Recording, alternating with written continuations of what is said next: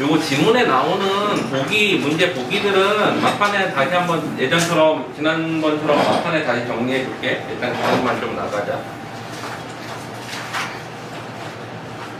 자, 캠벨의 신화이론 거기서 한번 보자. 앞에서부터 한번 나가볼게.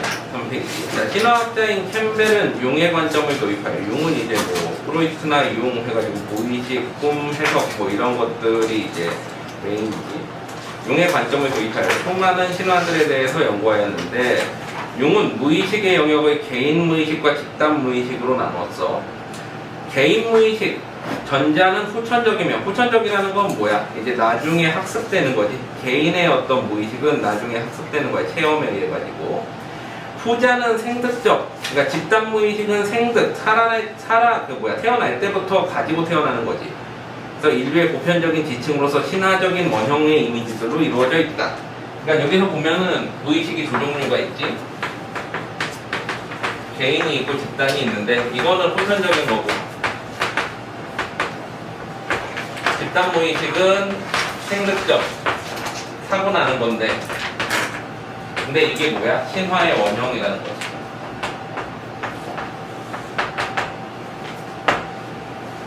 그래서 이러한 원형의 이미지들은 어때? 어느 시대나 인류의 보편적으로 이제 나타나는 거. 사실 이게 이제 소위 말하는 구조주의잖아. 구조주의 사회라. 레비스트로스 같은 사람이 이 구조주의의 선구자지.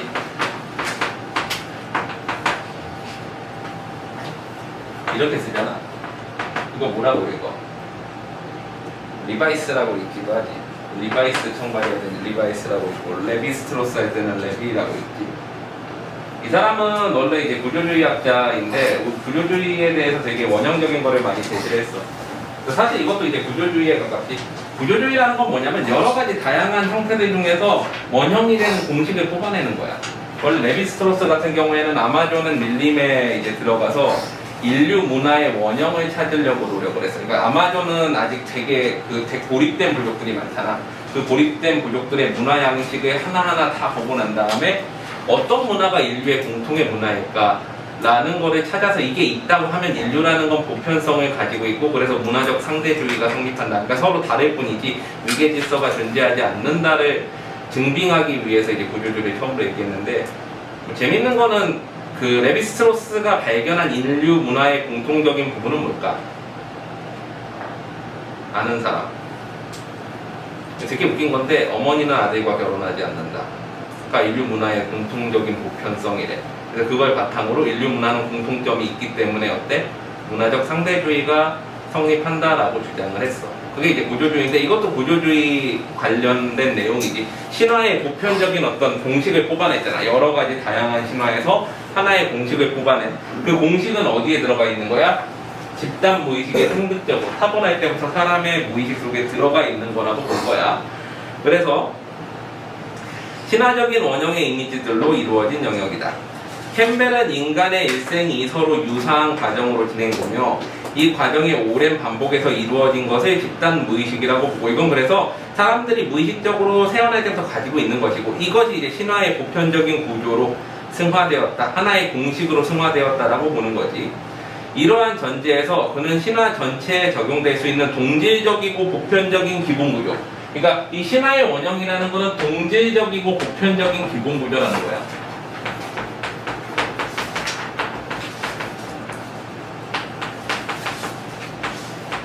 그러니까 예를 들면 아까 레비스트로스 구조주의 사회학을 만든 레비스트로스가 뭐라고 그래서 여러 아마존 부족들을 보니까 인류 문화의 공통점은 어머니랑 아들은 결혼하는 사례는 없어. 이걸 공통점을 뽑아낸 거잖아. 마찬가지지. 이 여러 신화들을 보고서 이 캠벨이 뭐라고 그런 거야? 어떠한 동일한 구조를 뽑아낸 거지. 거기에서 공식으로서. 그거에 대해서 지금 설명을 하는 거야. 구조가 인간의 성장과 발전을 상징하는 통과 의례의 구조에 있다라고 봤다. 이거를 뭐라고 본 거야? 이 구조를 통과 의례의 구조라고 본 거지.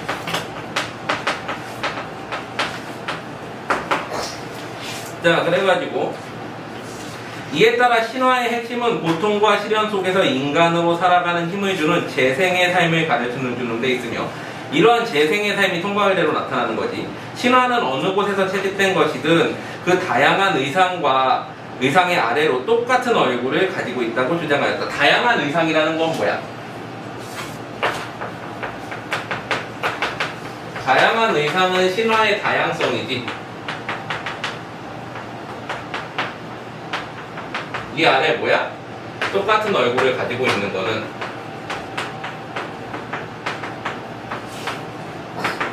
공식을 가지고 있다는 거지. 통과해야 되는. 마치 지금은 좀 안 그러지만 옛날에 디즈니 애니메이션 보면은 다 똑같은 구조를 가지고 있지. 공주가 있고 그걸 구해주는 어떤 왕자 영웅적 존재가 있잖아. 항상 그런데 이제 겨울왕국에서 그 공식이 깨졌다고 볼 수 있지 사실. 그래서 그 저기 뭐야? 저거 있잖아. 애니메이션 디즈니 애니메이션 중에 디즈니 공주들 다 나오는 시리즈 있지. 그 뭐였냐? 규모방 라이프에 보면은 거기에서 이제 여자 주인공이 이제 디즈니 공주들 만날 때 그 얘기 하잖아. 공주들이 하나씩 물어보지. 그게 이제 공주의 전형적인 어떤 신화 공식 이론인 거잖아. 뭐 납치를 당해봤냐, 뭐 특별한 능력이 있느냐, 뭐 이런 게 이제 디즈니의 원형 같은 거지. 그런 스토리라고 생각을 하면 돼. 그래서 신화에도 그런 게 있는데. 그리고 똑같은 얼굴을 원질 신화라고 하였다. 이 똑같은 얼굴을 다른 말로 뭐라고 그래? 원질 신화라고 하는 거지.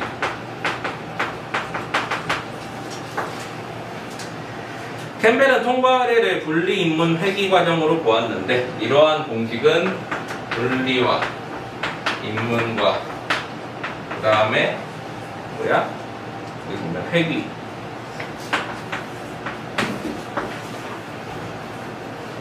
그가 말한 원질 신화는 이 과정을 기본 구조로 가지고 있는데 그는 신화에 따라서 이 세 단계 중에 어떤 과정은 생략되기도 하고 또 어떤 과정은 내용이 보다 복잡하고 세밀하게 서술되기도 하지만 신화들의 영웅이 겪는 모험의 표준 궤도는 대개 이 구조를 기본으로 하는 확대판으로 보았다. 사실 이런 구조주의의 단점은 뭐냐면은 되게 세세한 부분들은 대충 생각해버리고 이게 맞아라고 이제 공식을 갖다 들이대는 게 문제긴 하거든. 그러니까 사실 우리가 이런 구조주의는 항상 뭐랑 관련이 있어? 귀납 추론과 관련이 있고 귀납은 항상 어때? 오류를 포함할 수 있는 가능성이 있지. 그러니까 이 사람도 캠벨도 사실은 어떤 공식을 딱 들이대고 이거에 다 들어가게 돼 있어 라고 말하고 있지만 사실 여기에는 문제점이 있을 수도 있어.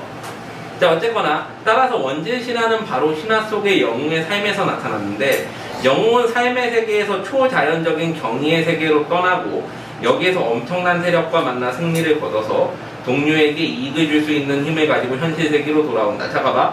처음에 어때? 영웅은 삶의 세계에서 초자연적인 경이의 세계로 떠나고 이게 뭐야? 분리되지. 기존의 세계에서.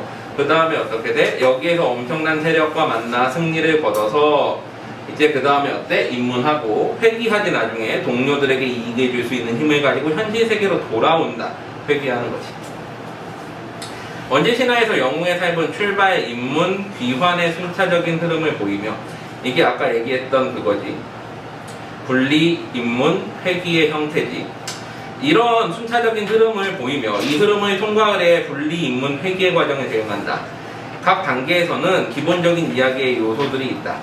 출발 단계에서 영웅은 어떤 존재를 만나고 존재로부터 영웅으로서의 소명을 전해 듣는다. 이거 그 문제 보기에 보면 스타워즈 스토리 비슷한 거 나오잖아. 스타워즈 본 사람? 없나? 스타워즈 해리포터 해리포터는 많이 봤지. 해리포터 같은 경우에도 어때? 분리되지. 기존에 살던 공간에서 호그와트 입학을 하잖아. 그 다음에 거기에서 어때? 어떠한 세력과 만나서 승리를 거두고 볼드모트랑 뭐 싸워가지고 그 다음에 다시 뭐 현실로 회귀하는 이런 식의 이제 이야기가 만들어지죠. 자 그래가지고 어떤 존재를 만나고 그 존재로부터 영웅으로서의 소명을 전해 듣고 이를 통해 영웅은 자아를 각성하고 새로운 세계로 나갈 준비를 하거나 그 소명을 거부하여 가족을 잃는 것과 같은 희생을 치르기도 한다. 사실 이제 뭐 영화 같은 데 보면은 너 갑자기 영웅이야 그러면 사람들이 안 믿고서는 이제 안 가잖아. 안 가다가 결국에는 뭐 주변에 가족이 죽거나 뭐 이래가지고 가는 경우들도 많지. 그런 얘기를 하는 거야. 어떤 경우는 영웅은 낯선 세계로 떠나게 되고 입문 단계는 낯선 세계에서 귀환하기 전까지의 과정이다. 그래서 이 세계에서 영웅이 겪는 첫 번째 시련은 어떤 공간에 갇히는 것일 경우가 많다라고 얘기를 하지. 이건 우리나라의 어떤 뭐 고전 민담 같은 경우에도 많이 나타나지. 이는 낡은 자기가 죽어야 새로운 자기로 태어날 수 있다는 의미를 드러낸대. 그래서 이후 영웅은 혼자 또는 조력자의 도움, 항상 어때? 고전 소설 같은 것들 봐도 조력자가 나오지. 도움을 주는 조력자의 도움을 받아 비현실적인 괴물들과 싸우는 시련을 겪게 되는데, 이거는 뭐 신화, 그리스 로마 신화 같은 데서도 많이 나오지. 페르세우스가 무슨 메두사를 처단한다던가 뭐 이런 내용들이 여기에 해당이 하겠지. 여기서 조력자는 대체로 노인의 모습을 하고 나타나는데, 스타워즈 같은 경우는 요다가 거기에 해당을 하지. 이는 인생에서 일정한 모험을 거친 사람들, 즉 삶을 살아낸 사람들이야말로 조력자로서의 기능을 가지게 한다라는 인류의 보편적인 발상. 이게 뭐야? 노인이 조력자로 나타나는 이유가 그건 거지. 보통은 이제 대부분의 영화들 봐도 뭔가 새로운 주인공한테 새로운 능력을 알려주는 사람들은 노인이잖아. 대부분 늙은 사람이거나. 자, 영웅이 물리치는 괴물들은 인간 내부의 비합리적인 야만성을 상징한다. 이 부분 좀 중요하지. 간혹 나와. 문제에서 나올 확률이 좀 있어. 그래서 영웅이 물리치는 괴물들은 인간 내부의 비합리적인 야만성을 상징한다라고 보고, 온갖 장애물을 극복한 영웅은 마지막으로 치르는 과정은 여신과의 결혼이래. 그래서 여신은 모성성과 악마성을 동시에 포함한 존재로 이중성을 가지고 있지. 여신은 영웅을 구원하기도 하고 파멸로 이끌기도 하는데, 여신이 숱한 성취와 위험이 동시에 도사리고 있는 삶을 상징하기 때문이다. 그러니까 여신은 일종의 영웅이 가지는 성취이고, 그 성취는 이 영웅을 파멸시키기도 혹은 더 나은 상태로 이끌기도 하지. 우리 모든 영웅들은 그렇잖아. 어떤 정도의 성취를 만들어내면 거기에서 파멸하는 이가 있고, 혹은 더 좋은 해피엔딩으로 끝나는 사람들도 있지. 파멸하는 거에 대표적인 예는 뭐가 있을까? 오이디푸스 같은 경우에는 파멸하잖아. 그치? 그래가지고 이제 파멸로 가는 경우도 있고. 자, 그래서 한편 영웅과 여신의 결혼은 영웅이 이제 온전한 삶의 전체성을 이해할 정도로 성숙한 자아로 성장했다는 것으로, 이것은 출발 단계 세계에 있는 사람들을 돕고 이롭게 할 수 있을 정도로 성장을 했다는 거지. 그러면 여기서 회귀할 수 있는 준비가 된 거지. 회귀해서 원래 살던 세계 사람들이 이롭게 할 수 있는 건데, 하지만 영웅이 이와 같은 존재가 되었어도 귀환 단계에서는 입문 단계 이전의 세계로 귀환하는 모험을 치러야 하고 다시 돌아가야 되지.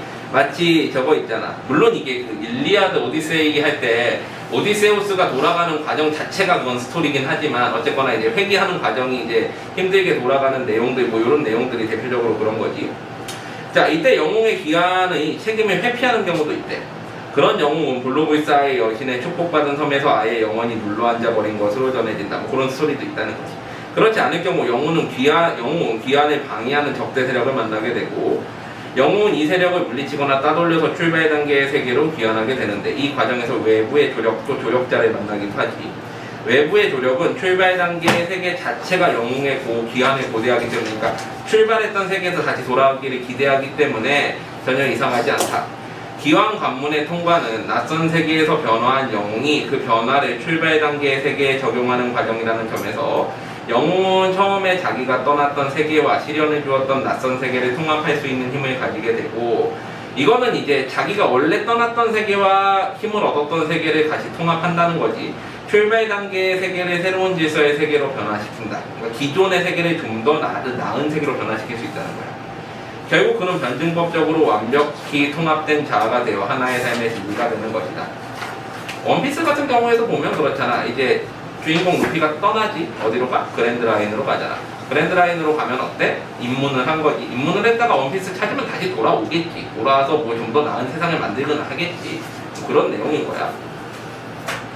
자, 결국 그는 변증법적으로 완벽히 통합된 자아가 되어 하나의 삶의 진리가 되는 거. 변증법이라는 건 뭐야? 우리 보통은 정반합의 원리라고 그러지.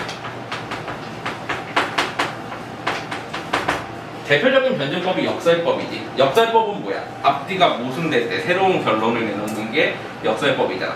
정반합이라는 건 뭐야? A는 마이너스 A 하면은 말이 안 되잖아. 그럼 어때? 새로운 결론인 B를 내놓는. 이것도 어때?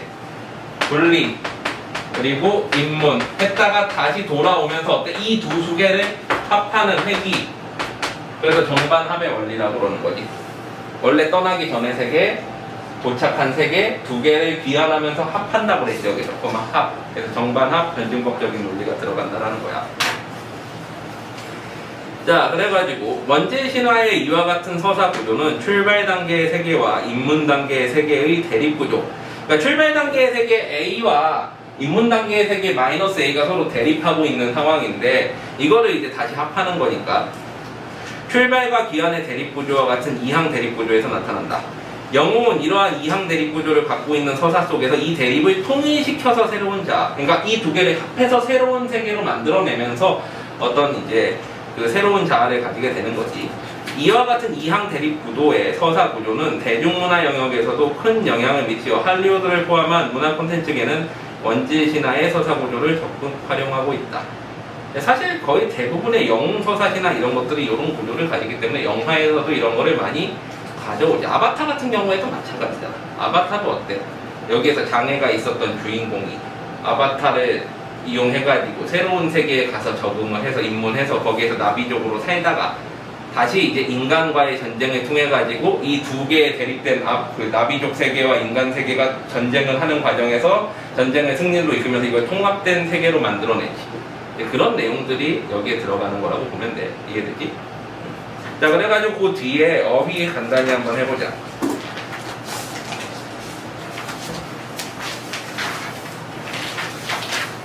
그리고 그 뒤에 문제는 숙제로 내줄게. 풀어봐.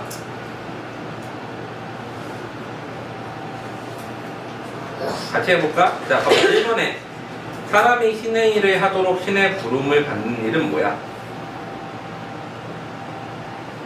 소명이라고 그러지 않나? 소명? 소명이었던 것 같은데? 맞지? 소명의식이라고 그러잖아. 자, 꾀를 부려 마땅히 져야 할 책임을 지지 않는다. 이거는 뭐라고 그래? 회피라고 볼 수 있겠지. 회피. 놀랍고 신기하게 여김. 이거 뭐라고 그래? 뭐뭐 하다라고 경이롭다고 그러잖아. 경이지. 첫 번째 줄, 다섯 번째 있는 경이. 어떤 현상이 더 높은 상태로 발전하는 거. 이거 뭐라고 해야 돼? 승화? 일이 발전하는 본격적인 방향과 단계. 궤도인가? 일이 발전하는 방향과 단계.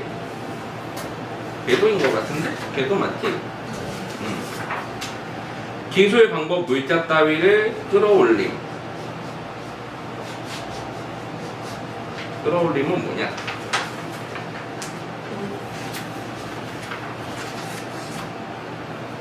도입이지, 도입. 그 다음에 어떤 생각을 해냄 또는 그 생각 발상이지. 태어날 때부터 가지고 있는 것은 생득적이고 순서를 따라 차례로 하는 건 순차적. 깨달아 아는 거는 각성이지. 그렇지? 자, 다음으로 가보자. 12페이지 진동 센서.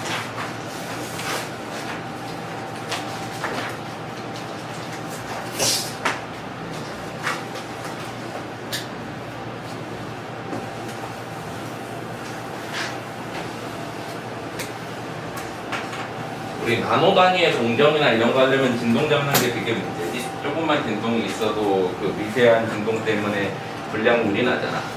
그래서 우리 애플 PC 사다 보면은 저가형들은 어떻게 돼? CPU 자체가 그 CPU 자체 특정 범위를 사용하지 못하는 것은 불량 소자 가지고 있는 것들은 좀 싸게 팔지. 그 버전을 아예 만들어서 팔잖아. 알아?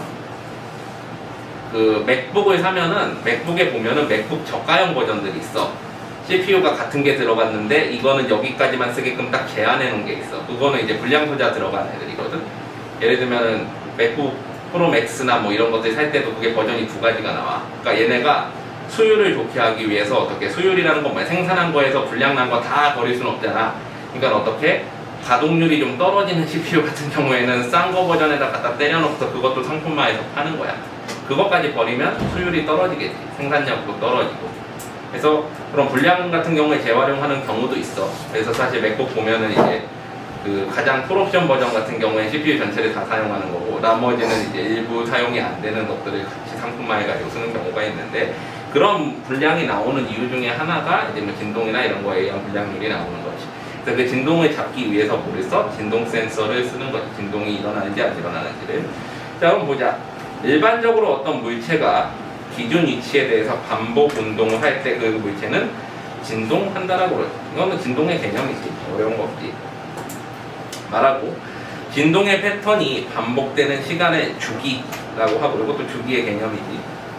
1초 동안의 주기가 반복되는 횟수를 뭐라고 그래? 주파수라고 하고 이거를 헤르츠를 통해 가지고 몇 헤르츠 1초 동안 몇 번 진동하느냐 반복하느냐를 재는 거지. 일상생활이나 산업 현장에서는 다양한 진동이 일어나는데 특히 산업 현장의 생산 설비에서 발생하는 진동은 제품의 수율, 이거는 뭐야? 생산됐을 때 쓸 수 있는 제품을 얼마나 얻을 수 있는지 그거를 감소시키게 돼.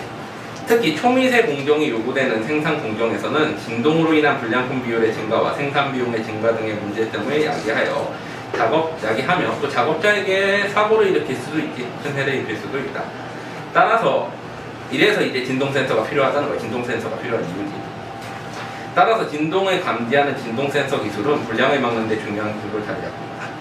진동 센서는 일반적으로 압전 효과를 사용하는데, 압전 효과라는 것은 1880년에 프랑스의 퀴리 부인이랑 그 형제가 처음으로 발견한 것으로 기계적인 외력이 재료에 가해져서 재료가 기계적으로 변형되면서 전압이 발생하는 경우, 혹은 반대로 재료에 전압이 걸리면서 기계적인 변형이 일어나는 것을 모두 압전 효과라고 그런대.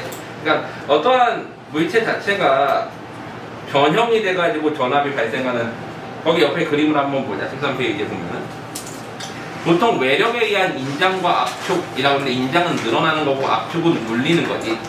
그랬을 때 어떤 원자랑 이제 전자의 배열 구조가 바뀌면서 어떻게 돼?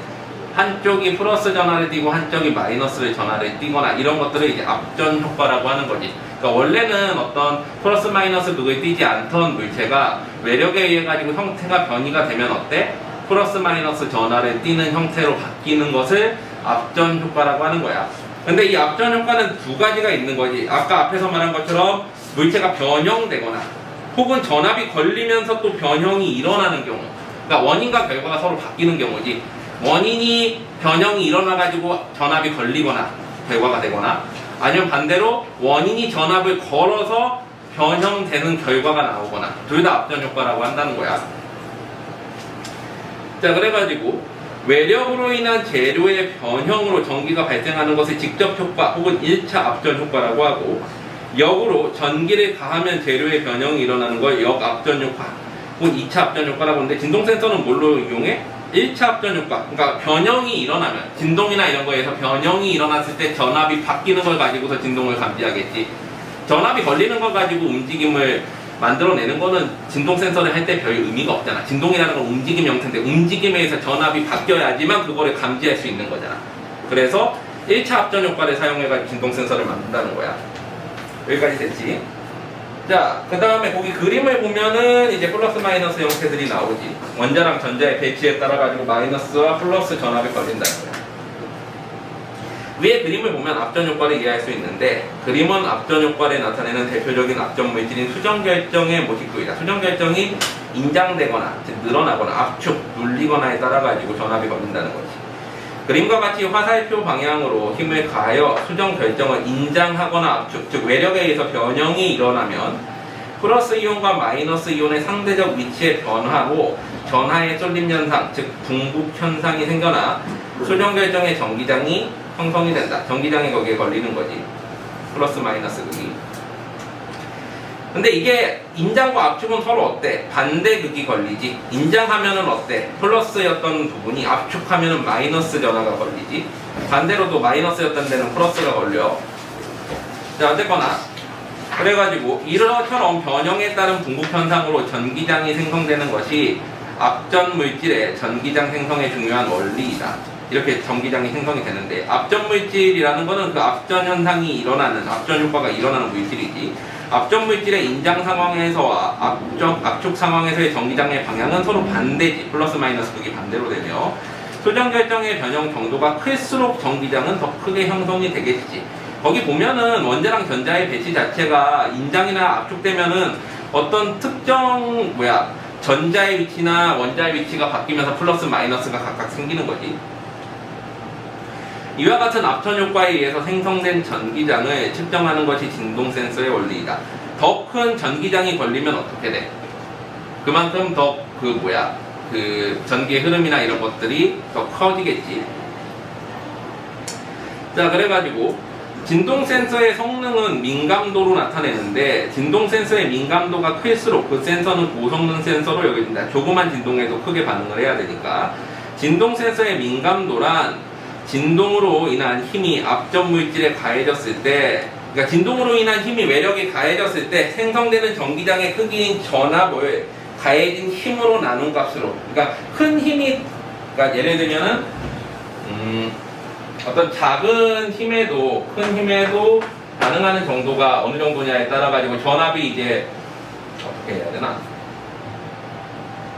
전압이 1이 걸리는 거, 10이 걸리는 거, 이거는 민감도가 똑같은 거지. 10배 힘으로 해가지고 10배가 걸리고 1배에서 1이 걸리면 이거는 민감도가 동일한 건데, 예를 들면 1의 힘으로 10의 전압이 걸리면 이건 민감도가 더 큰 게 되겠지.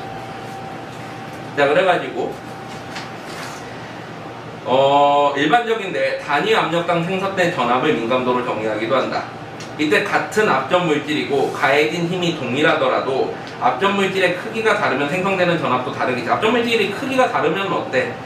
이제 당연히 생성되는 전압이 달라질 수 있겠지. 앞전 물질의 크기와 상관없이 센서의 민감도를 비교하기 위해서는 단위 압력당 생성된 전압으로 민감도를 표현하는 것이 더 바람직하다. 그러니까 물질의 크기와 상관없이 우리는 어느 정도의 진동이 일어나면은 그걸 단위 압력당 진동이 어느 정도 전해지고 그거를 나눠야 되겠지. 단위 압력으로 어떤 단위 면적에 진동이 어느 정도 일어났느냐에 따라 가지고 거기에서 생성되는 전압이 얼마만큼 일어났냐에 따라 가지고 민감도를 표현하는 게 더 바람직하다는 거지. 최근에는 더 미세한 진동을 감지할 수 있는 민감도가 아주 우수한 진동 센서가 개발되었는데, 그거는 어때? 거미의 기관을 모사했지, 빌려가지고 한 거지. 이 중 거미의 감각기관을 모사하여 만든 거미 모방 진동 센서가 주목을 받고 있다. 거미는 인간이 느낄 수 있는 매우 미세한 음성이나 진동도 감지할 수 있는데, 거미 발목 근처에는 이 미세한 균열 사이의 거리가 진동에 의해서 변화하면서 신경세포가 이를 감지해 진동을 알아채는 원리이다. 어떤 미세한 간격이 있고 이 간격이 진동을 하거나 뭐 땡기거나 하면 이 간격의 거리가 붙거나 줄어들거나 하겠지. 이거를 통해 가지고 걸리는 전압의 차이 같은 거를 통해서 이제 알아내는 거지, 진동을. 거미 발목 근처에 있는 미세한 균열 사이의 거리가 진동에 의해서 변화하면 신경세포가 이를 감지해서 진동을 알아채는 건데, 거미는 신경세포가 감지하지만 이거를 모방한 진동 센서는 어떻게 감지하겠어? 전압의 차이를 가지고서 감지하겠지. 이를 모방하여 플라스틱 기판 위에 백금 판막을 쌓은 뒤에 수 나노미터 수준의 미세한 균열을 만들어 진동 센서를 활용할 수 있다. 진동 센서로 활용할 수 있다. 백금 판막의 일부 영역은 균열 사이에 백금 방막은 이제 얇은 막이지, 서로 접촉하고 있고, 다른 부분은 틈이 있다. 접촉면이 넓어지면 어떻게 돼? 만약에 이게 요만큼 접촉하고 있는 거랑 아예 이만큼 접촉하고 있는 거랑 이렇게 떨어져 있는 거랑, 접촉면이 없으면 전기가 흐르기 힘들 것이고 전기가 잘 흐를 것이고 많으면 더 잘 흘러가겠지. 이 차이를 가지고서 진동을 구분하는 거지. 이때 접촉하고 있던 균열은 진동에 의해서 수 마이크로미터까지 틈이 벌어질 수 있는데, 진동이 가해지면 백금 방막, 얇은 막 사이의 접촉 면적이 변하는데, 일정한 전압을 가한 상태에서 진동이 커짐에 따라 전기 저항이 커진다는 건 전기가 그만큼 흘러가기 힘들어진다는 거지. 진동이 가해지면 붙어있는 게 어떻게 돼? 떨어지면서 저항이 커질 수 있겠지. 그래서 이제 진동을 감지하는 거지. 전류는 저항에 반비례하므로 저항의 변화나 전류가 흐르는 양을 측정하면, 저항이 커지면 전류가 흐르는 양이 적어지지. 전압을 더 크게 걸어야지만 그만큼 동일한 전류가 흘러가는데, 전압을 동일하게 건 상태에서는 어떻게 돼? 저항이 커지면 전류량이 줄어들겠지. 저항이 걸린다는 건 어때? 이 거리가 벌어지면은 전류가 흐르기 힘들어지면서 저항이 커지게 되는 거야. 그러면 어떻게 돼? 전류량이 줄어드는 걸 보고서 진동이 일어났구나를 아는 거지. 이 거리가 멀어지면 저항이 커지고, 이게 저항이 큰 거지. 거리가 멀어지면 저항이 큰 거고, 이건 저항이 작은 거야. 그럼 어때? 전류량은 크고 얘는 전류량은 작겠지. 자, 그래가지고 이걸 통해가지고 진동 센서로 감지하기 힘든 주위의 미소 진동 크기를 알아낼 수 있다. 이러한 방식으로 만든 진동 센서의 민감도는 진동에 의해 센서 물질이 늘어난 정도를 분모로 하고, 늘어난 정도가 이제 밑에 분모가 되고, 저항의 변화값을 분자로 하여 분수값을 계산하는 값이며, 그러니까 이제 민감도는 거기 뭐야? 진동에 의해 센서 물질이 늘어난 정도. 그러니까 진동 정도지. 진동 정도.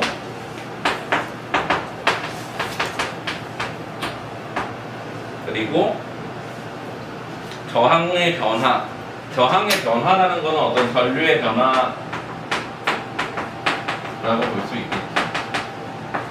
이걸 가지고서 나오겠지. 그러니까 진동에 어느 정도 힘을 가했을 때 어느 정도 전류 변화량이 나타나느냐에 따라 가지고 민감도가 나타나겠지. 반도체 산업과 같이 초미세 구조를 만드는 공정에서 미세한 진동이 미세 패턴의 배열에 영향을 줘 불량 소자를 만들어내는 원인이 되는데, 이러면 이제 불량률이 올라가는 거잖아. 따라서 미세한 진동을 감지할 수 있는, 일단 감지해야 막던가 할 거 아니야. 게이지 팩터가 높은 센서는 불량을 미연에 막는데 필수한 것이고 중요한 역할을 하고 있다. 그래서 진동 센서가 필요한 이유에 대해서 다시 한번 얘기하면서 끝내고 있어. 됐지? 자, 거기 어휘 한번 해보자. 1번에 원자나 분자 또는 이온 등이 규칙적으로 대칭 또는 주기를 이루고 있는 고체 상태의 물질. 이거 뭐냐?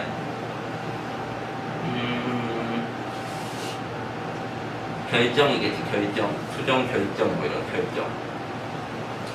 어떤 힘이 물체의 중심축에 평행하게 바깥 방향으로, 바깥 방향이면 뭐야? 인장이지. 인장. 반대가 압축이니까 인장. 유전체를 전기장에 놓으면 그 양쪽 극단에 음전기와 양전기, 이거 뭐야? 분극 현상이겠지. 분극. 기계 가공으로 만들 수 없는 두께 1000분의 1mm 이하의 방막, 얇을 박자를 써서 방막. 제조된 제품들 중에 상품으로 쓸 수 있는 질을 갖춘 제품의 비율은 뭐라고 그랬어 아까? 수율이라고 그랬지. 수율. 도체에서 전류의 흐름을 방해하는 정도는 저항이겠지. 저항 있지? 전기 저항. 전기 저항. 그 다음에 물질 따위의 압력을 가하여 그 부피를 줄이는 건 당연히 압축일 거고, 어떤 일이 아직 그렇게 되지 않은 때, 미연에 방지하다 할 때 미연. 외부에서 작용하는 힘은 당연히 외력. 원본을 베끼어 쓴다. 모사하다라고 그러지. 모사. 10억분의 1m가 뭐냐? 10억분의 1m가 나노미터인가? 100만분의 1m가 마이크로미터지? 맞지? 10억분의 1이 100만분의 1이 마이크로, 10억분의 1이 나노. 나노미터가 더 작은 거지. 자, 그 다음에 또 뒤로 가보자. 증강현실 페이지 23페이지.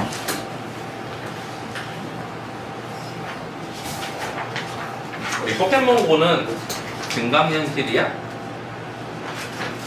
증강현실이지. 왜 증강현실이라 그래? 우리가 실제 보는 거에다가 가상의 이미지를 띄우는 거지. 증강시킨다고 하면 현실의 모습을 증강시키는 거.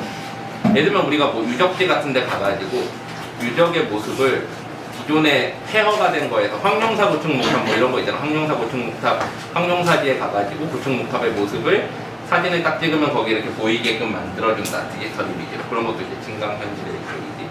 뭐랑 달라? 우리 그 3D 그 뭐라고 그래야 돼? 뭐라고 그러지? 갑자기 생각이 안 나네. 그 뭐냐? 쓰는 거. 뭐지? 응? 뭐였더라? 무슨 단어가 생각이 안 나. 미친 것 같아. 이렇게 얘기한 지가 한 2, 3년 된 것 같은데 치매에 걸렸다. 그 저기 뭐야, 가상현실이라고 그러던가? 가상현실 이거 그 3D 안경 쓰고서 그 다음에 이제 뭐 만지는 거 뭐 이런 것들, 이거 조이스틱 같은 거 사용하고 그런 거랑은 좀 다르지. 증강현실과 거기에 보면은 뭐라 그래? 헤드셋과 가상환경을 조종할 수 있는 특수장갑 등을 착용하고 완전히 차단 상태에서 하는 몰입형 가상환경과는 다르다라고 얘기하는데, 일단 내용부터 한번 보자. 자, 1번에 가의 증강현실 기술은 현실 세계에 취한 이미지에서 가상의 정보 이미지를 결합함으로써 목적에 맞는 부가적인 정보를 보여주는 기술이다. 뭐 이제 디지털로 띄울 수도 있고 아니면 뭐 좁게 보면은 자동차에서 사용하는 헤드업 디스플레이 같은 것도 증강현실의 일종이라고 볼 수도 있지. 헤드업 디스플레이어는 어떻게 이 자동차 유리창 겉면에다가 정보를 띄워주지. 속도라던가 내비게이션 같은 것들. 자, 그래가지고 증강현실은 아날로그와 디지털 세계로 이분화되어 있고, 아날로그는 뭐야? 현실적인 이미지이고, 디지털 세계는 거기에 가상으로 넣는 거지. 각각 대응해서 세계 이미지를 디지털 매체를 통해서 결합하여 새로운 소통 공간으로 기능하고 있으며, 이를 경험하는 사용자는 현실 세계를 바탕으로 가상의 물체와 상호작용을 하여 확장된 공감각적 몰입. 사실 공감각 맞죠? 복합감각이거든. 공감각은 뭐야? 감각의 전이가 일어나야 되는데, 이거는 감각의 여러 가지를 보여주니까 복합감각에 가깝지. 근데 이게 뭐 이거 쓴 사람은 공감각이라고 그랬어. 공감각적인 몰입감과 실제감을 느낄 수 있다.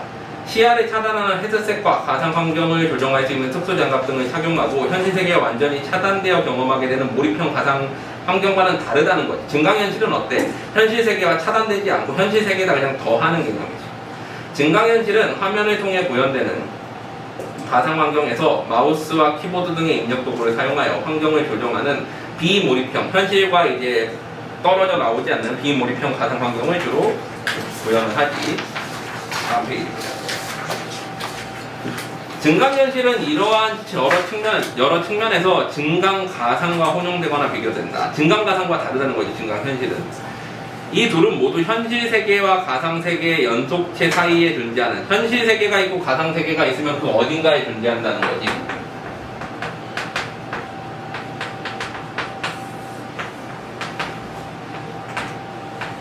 가상 세계의 끝판에는 이제 몰입형이 나오겠지. 몰입형 가상. 증강현실은 요쯤에 있을 것이고,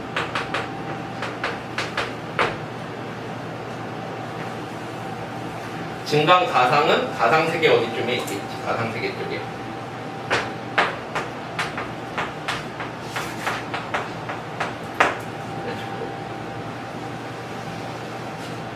증강가상은 가상현실을 중심으로 현실 이미지를 합성하여 보여주는 것이지, 메인이 그 가상이고 거기에다가 현실을 보여주는 거라면은, 반대로 증강현실은 현실이 메인이고 거기다 서브 개념으로 뭐를 보여줘? 가상을 보여주는 거지. 증강가상은 가상현실을 중심으로 현실 이미지를 합성하여 보여주는 것으로 주로 몰입형 가상 환경에 기반하여 구현되므로 증강현실에 비해 몰입도가 높다. 반면에 증강현실은 중심이 이제 현실 환경으로 컴퓨터 그래픽으로 만들어진 가상 이미지를 통해 현실 세계를 보완하므로 현실과의 정합 여부가 중시된다. 그러니까 얘는 현실이 더 큰 거고, 얘는 가상이 더 큰 거지. 어쨌거나 둘 다 포함하고 있지만, 이 경우 컴퓨터 그래픽은 현실 환경에 필요한 가상의 정보를 추가하여 실시간으로 제공하는 역할을 한다. 증강현실은 사용자가 보고 있는 실사 이미지 혹은 영상에서 3차원의 가상 이미지 혹은 영상을 합쳐서, 그러니까 현실에다가 거기에 이제 3차원 이미지를 합쳐가지고 혹은 포켓몬처럼 어떻게 포켓몬을 띄워가지고 있는 것처럼 보이게 만드는 거지. 그래서 현실 환경과 가상 이미지와의 구분이 모호해지도록 하는 데 중점을 두는데, 이는 가상 환경과 합성된 현실 이미지 간의 경계가 비교적 분명한 증강 가상과는 대비를 이룬다. 증강 가상은 이게 가상인 거지. 가상에다가 현실을 때려 넣은 건데, 그건 어때? 경계가 비교적 분명하다는 거지. 증강현실의 3차원 공간은 카메라를 통해 매개된 현실 이미지, 그리고 그 위에 중첩되어 나타나는 가상 이미지, 그리고 이들과의 상호작용을 할 수 있는 통대 이미지 세 가지로 돼 있지. 그러니까 현실이 있고 사진이 있고 그 위에 씌우는 사람이 있으면 여기다가 이제 이거 뭐 바꿔주는 앱 같은 거 있잖아. 사진 같은 거. 여기에다가 이제 뭐 물을 단다든가 날개를 단다든가 뭐 이렇게 해주는 거랑, 이거를 통제해주는 설정 버튼 같은 게 여기 있겠지. 이게 세 개의 레이어로 돼 있는 거야.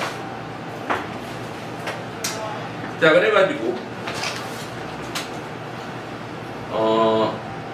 세 레이어로 되어 있는 중층 구조로 되어 있는데, 증강현실의 배경에 놓이는 현실 이미지는 현실 세계에서 프레임의 형태로 특정이겠지? 그러니까 특정 시공간에 취한 영상 이미지이며,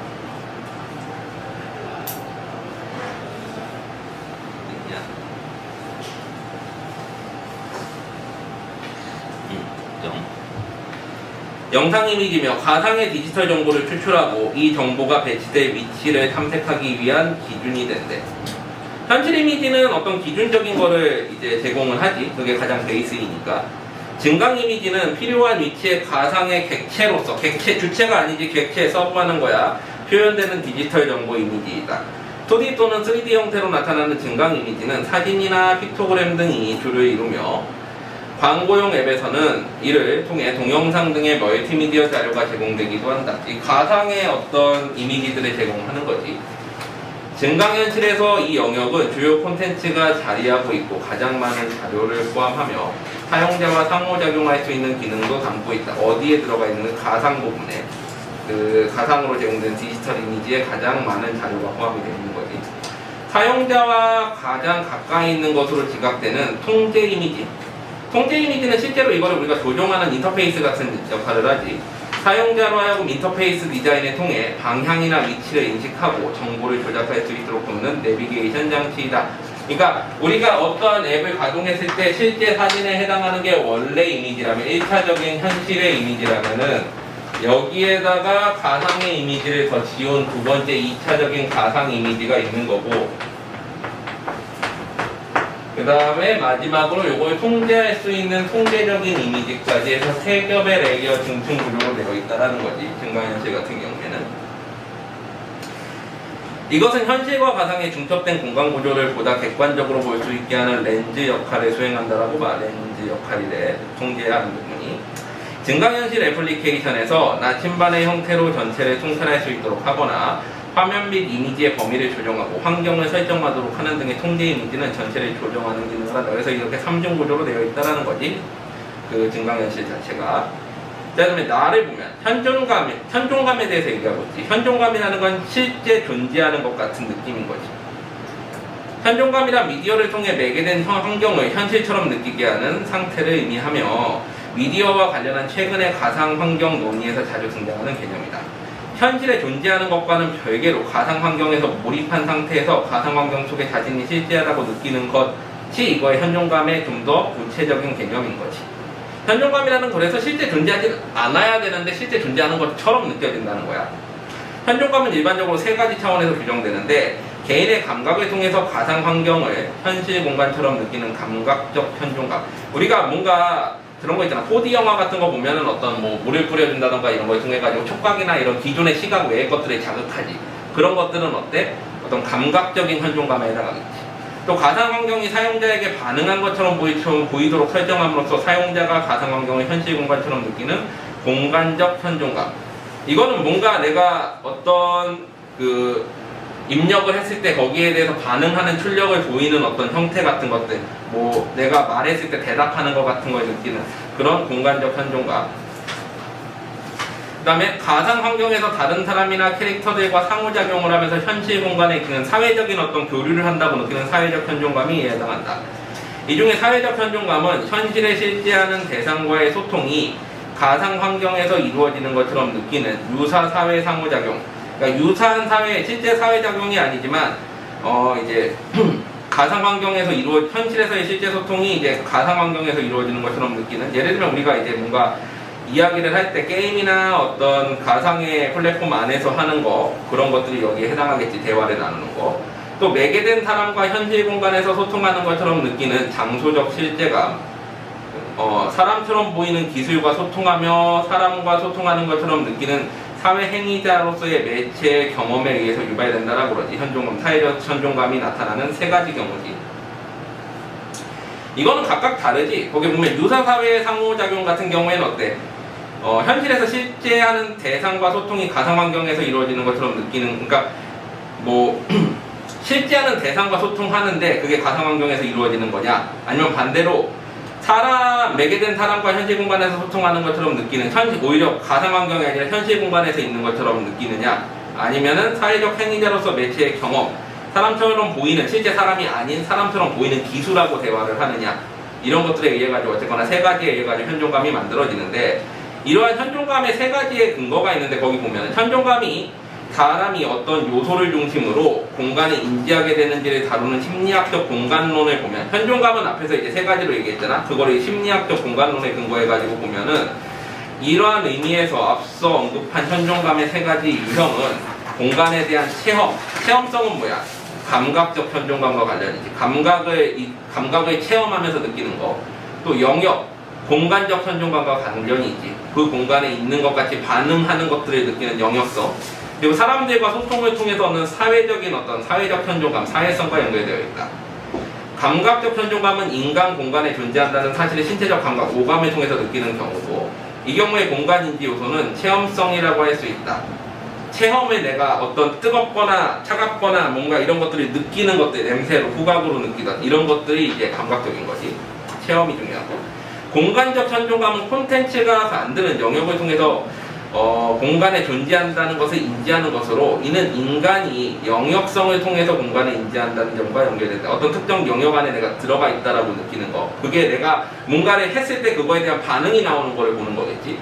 마지막으로 인간은 사회적인 소통을 통해서 공간의 존재함을 인지한다는 점, 이건 어떤 다른 대상과의 소통 같은 걸 통해서 이제 현존감을 느끼는 거지.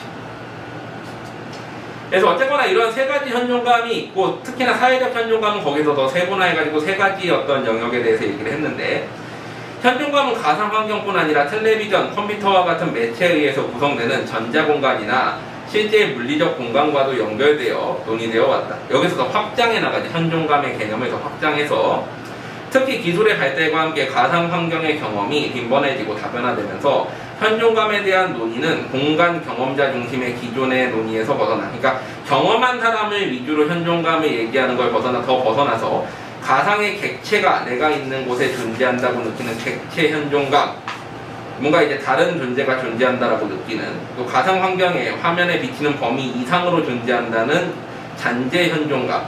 예를 들면 가상 세계에 들어갔는데 가상 세계가 내가 보이는 것 외에도 더 널리 퍼져 있을 것 같은 그런 현존감 등으로 확장시켜서 이제 논의를 한다라고 얘기를 하는 거지. 그래서 여기서 기본적으로 처음에는 어때? 증강현실에 대해서 얘기하고, 증강현실과 관련해서 현존감에 대해서 얘기하는데, 현존감은 세 가지 이제 현존감이 있지. 감각적인 거, 공간적인 거, 사회적인 거, 이렇게 세 가지가 있고, 그걸 바탕으로 해서 각각 체험성, 영역성, 사회성이라는 철학적인 개념에서의 바탕이 있는 거고, 사회적 현존감은 세 가지 근거가 다시 또 있고, 세 가지 종류가.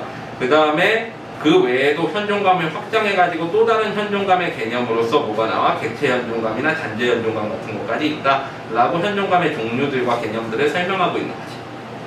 됐지? 자, 그러면은 그 옆에 어휘 한번 해보자. 1번 해보자. 인터넷이나 컴퓨터 통신 등을 통하여 제공되는 각종 정보나 그 내용물, 유무선 전기통신망에서, 이거 뭐냐? 이거 뭘까? 콘텐츠인가? 콘텐츠인 거 같지? 콘텐츠. 사물이나 시설, 사회적인 행위나 개념 따위를 누구나 쉽게 알아볼 수 있게끔 단순화하여 나타낸 그림 문자, 픽토그램이지. 픽토그램. 콘텐츠, 픽토그램. 실수 전체의 집합과 같은 기술을 가지는 집합. 예를 들면 하나의 선분위의 점 전체가 연속체지. 두 번째 줄에 나오는 연속체. 현재 실제로 존재하는 사물이나 환경에 가상의 사물이나 환경을 덧입혀서 마치 실제로 존재하는 것, 증강현실이지. 혼합현실인가? 더 씌워가지고 마치 실제 존재하는 것처럼 보여주는 컴퓨터 그래픽 기술, 이러한 기술로 조성된 현실, 혼합현실이겠네. 혼합현실, 두 번째 나오는 혼합현실. 지도를 보거나 지름길을 찾으는 내비게이션이겠네. 내비게이션은 아래쪽에 있는 내비게이션. 다양한 특수 장비를 통해 사람이 주변 환경이 실제로 보고 만지는 것 같은 감각적 효과를 생생하게 느끼게 하여 처해진 환경에 몰입하도록 하는 몰입형 가상 환경이지. 첫 번째 줄에는 몰입형 가상 환경. 영상이 연속적으로 바뀌면서 변화하는 동영상의 한순간의 완전한 화상. 동영상 텔레비전 기술자협회가 지정한 타임코드 동기화된 프레임 아닌가? 프레임이었던 것 같은데, 이제는 프레임 가운데 줄에. 세 번째 줄에 프레임. 컴퓨터를 매개로 하여 영상, 음성, 문자, 메시지 따위 정보 매체, 이거 뭐 멀티미디어지? 멀티미디어. 두 번째 줄에. 아니, 끝에서 두 번째 줄에 멀티미디어. 애플리케이션. 앱이지, 앱. 앱이 어딨니? 끝에서 두 번째 줄에 앱. 층. 통합된 하나의 이미지를 구성하는 과정에서 여러 가지 레이어지. 레이어. 세 번째 줄에 레이어. 사용자인 인간과 컴퓨터를 연결해주는 거 뭐라고 그래? 인터페이스라고 그러지. 인터페이스. 네 번째 줄에 인터페이스. 실물, 실경, 실황 파일을 그리거나 찍음 또는 그런 그림이나 사진. 실사 이미지. 두 번째 줄에 실사 이미지.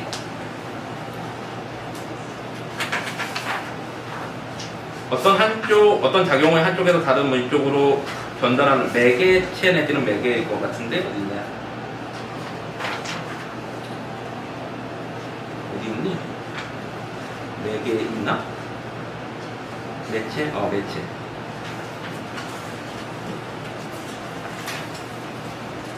그 다음에 거듭 겹쳐지거나 포개어짐. 중첩.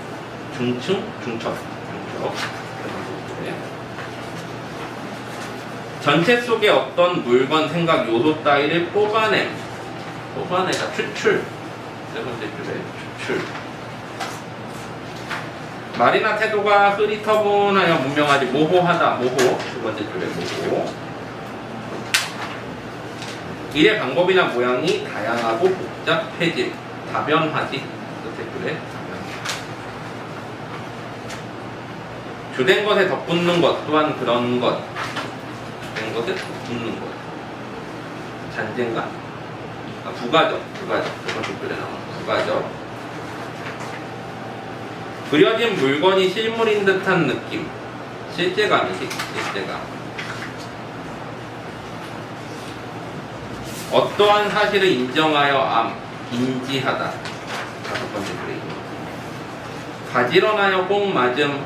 정합이지. 정합. 두 번째 줄에. 둘로 나뉘게 됨 이분화 첫 번째 줄에 남아있음 잔재지 마지막 거. 그 다음에 여러 층 중층이지 세 번째 줄. 그렇지? 그래서 딸린 문제들 한번 풀어보고